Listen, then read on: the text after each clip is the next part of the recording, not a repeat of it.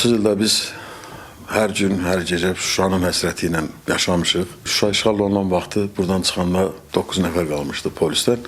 Yaralı, itkin düşən, şəhid olan, çıxarda bildiklərimiz də vardı, neçəsi qaldı, elə yer dedilər ki, götürmək mümkün deyil. Ancaq sonra Şuşaya qaydanda açığı 8-də də döyüş vaxtı qaydanda mən inanmırdım ki, mən Şuşadayam, elə bildim ki, ruhum gəlib. Gəzirdim küçələri, heç kim yoxdu əsgərlərdən başqa. Evlərimizə məsələn gedib baxırdım, ev mənə bir cür gəlirdi, elə bildim ki, bura bir nağıldır, nağıllar dünyasına düşmüşəm. Amma getdikcə, yaşadıqca Şuşa daha doğmalaşır bizə. Elə bilginən ki, daha bizi çəkir özünə. Şükür bugünkü günə bizim əsgərlərimizin, şəhidlərimizin, qazilərimizin, dövlətimizin hesabına oldu. Birliyimizin hesabına oldu. Azərbaycan xalqı özünü göstərdi 44 günlük müharibədəki nəyə qadirdir.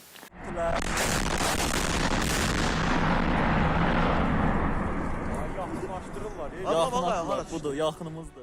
Biz bunu 92-93'də də eləyə bilərdik, ancaq birlik yox idi, mümkün deyildi. Batalyonun biri döyüşə gedirdi, o birisi getmirdi. Bunun şahid olmuşam, çünki həmin döyüşlərdə də iştirak eləmişəm. Birinci Qarabağ döyüşündə də, aprel döyüşlərində Şuşa polis şöbəsinin şəxsiyyəti Borsunlu Talış ətrafında orada xidmət eləyirdi. Bütün köməkliyi nə lazımdır, əlimizdən gələni eləyirdik.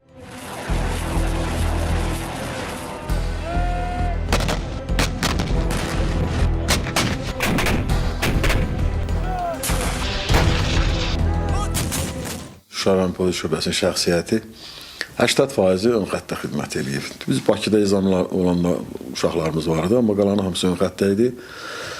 Müxtəlif briqadaların tərkibində xidmət eləmişik. Deyərik ki, bizi şəxsiyyəti hərbçilər çox tanıyır. Tərtər cəmaatı hərdən gedirəm, görüşürəm. Deyirlər ki, siz bizim fəxri vətəndaşlarımızsınız Tərtərin.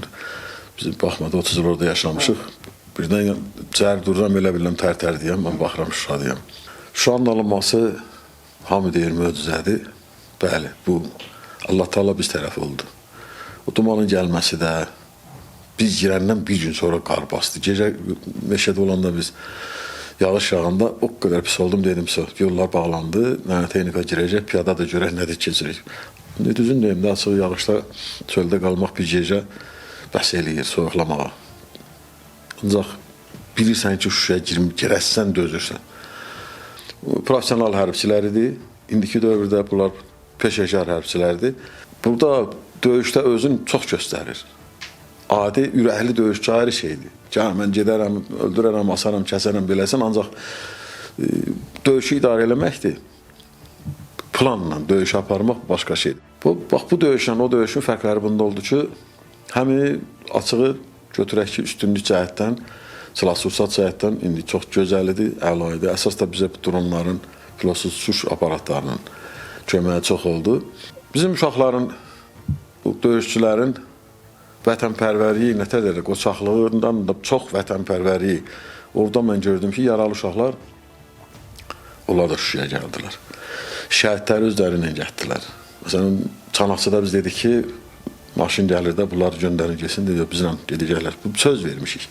Sən sağ qalsan, mən apararsan, mən sağ qalsam, səni aparacam.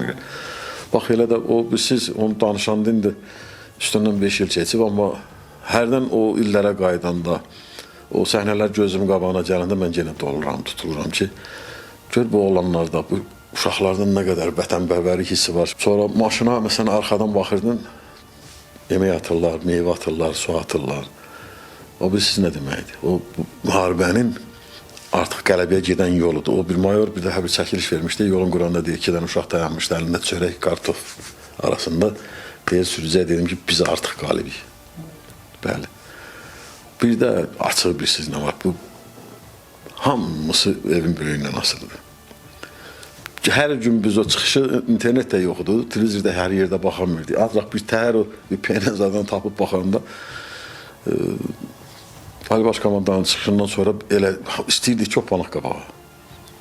Yəni, ruh verirdi insana. Mən demişəm həmişə, bizim əsgərlərin fəaliyyəti, qəhrəmanlığı, xalqımızın birliyi və komandanın qətiyyət sayəsində oldu. Bax, bu qələbəmiz. Axşamlar çıxırıq, gəzirik şəhərdə, parkda oluruq, görüşürük uşaqlarla.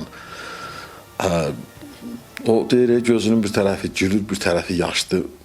Niyə? Ona görə ki, bizim elə əzizlərimiz oldu ki, bu günü görmədilər. Bizə qismət oldu. Elə yoldaşlarımız oldu, şəhid oldu, bu günü görmədilər. Şuşada mənim qonşum vardı ki, Şuşa işğal olunca 2 oğlu getdi. Mənim iş yoldaşım vardı, o qardaşı da öldü, özü də öldü. Yəni ailələr vardı ki, cəmi 2 oğlu vardı, ikisi də getdi. Onların özləri də bu günü gəlib görmədilər. İndi hərdən evlərin yanından keçirəm, mən yaşlayan bilirəm ki, burada kimlər yaşayıb, kimlər şəhid olub. Amma cavanlar üçün bunu danışırıq ki, unutmasınlar, 80-ci illərdə, 70-ci illərin axırında ermənilər xısımlaşırdılar, pıçıldaşırdılar ki, bizim keçmişimiz belə olub. Onunla da nail olmadılar çünki özləri öz başlarını yedilər. İçində ağıllı ermənilər vardı, hamısı qaçdı, getdi Kislovodskaya, mən görmüşdüm. Kislovodskaya gedəndə orada. Dedi, 91-in yayından mən çıxanam oradan, qutarmışam.